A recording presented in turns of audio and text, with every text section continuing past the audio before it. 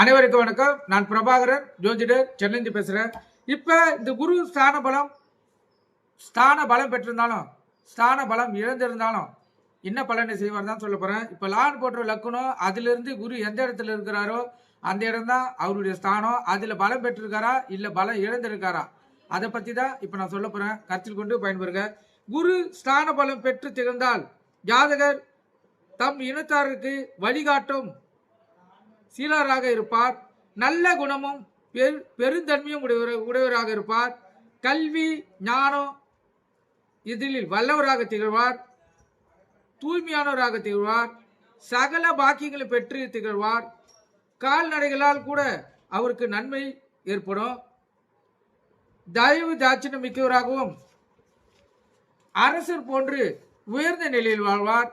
அரசாங்கத்தின் ஆதரவும் அரசாங்கத்தில் வேலையும் ஆதாயமும் அந்த ஜாதகருக்கு கிடைக்கும். கருத்தில் கொள்ளுங்க. அதே போல குரு ஸ்தான பலம் இழந்திருந்தால் ஜாதகர் மனபலம் இல்லாதவராக இருப்பார். கோழைகள் எதிர்க்கெடுத்தாலும் பயப்படக்கூடியவராக இருப்பார்களோ அதே போல்தான் இவரும் இருப்பார். இருந்தாலும் கடுமையான வார்த்தைகளை பேசுவார். முன் கோபக்காரராக இருப்பார். இவர்களை உற்றார் உறவினர் நண்பர்கள் கூட நெருங்க வருவதற்கு அஞ்சுவார்கள். இவர்கள் வயிற்று வலியா வியாதின்னு பார்த்தீங்களா, வயிற்று வலியால் வருந்தக்கூடியவராக இருப்பார்கள். கருத்தில் கொள்ளுங்க. இது குரு ஸ்தான பலம் இழந்திருந்தா இந்த நிலை தான்.